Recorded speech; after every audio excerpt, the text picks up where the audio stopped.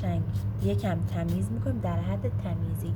تمیز که کردیم سرش هم قشنگ صاف میکنیم. این الان یه مربع است. خب میبینیم این الان یک مربع است، ولی ما میخوایم مربع گرد باشه. برای مربع گرد فقط کافیه تیزی های لبه ناخونمون رو ببریم با سوهان.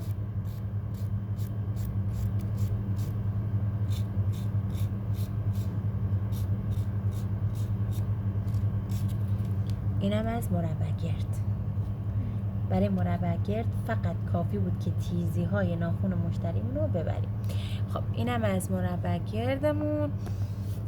بعدیمون که بادامیه. برای بادامی قشنگ اطراف کارمون سوهان میکشیم. بعد از سوهان کشی یه مقدار مثل حالت تیزی موادمون رو کم میکنیم. ببین تقریبا به این حالت که رسید حجم مواد، حالا یه حالت گردی ایجاد میکنیم.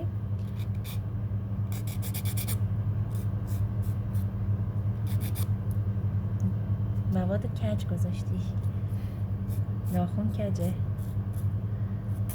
من میگم خدایا. خب اینم شد بادامی. ببینی شد بادامی. فرقشو با تیز نگاه کن. تیز اینه، بادامی اینه.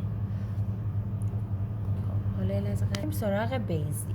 برای بیضی مثل همه ناخونایی که قبلا انجام دادیم اطرافش رو قشنگ تمیز میکنیم. بعدش ببینید بیضی به چه حالته. بیضی به این حالته که مواد به این سمت کشیده میشه ولی قوسش قشنگ مشخصه. ببین به همین حالت میبینیم از همین جایی که هستیم مواد رو بیضی میکنیم با سوهان دستی. خب دقت کن.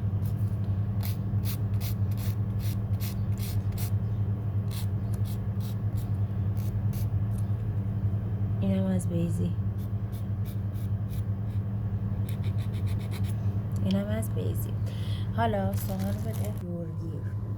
با استفاده از سوهان دورگیر موادهای اضافه‌ای که روی دست مشتریمون هست به همین حالت سوهان کشی میکنیم و تمیزش میکنیم.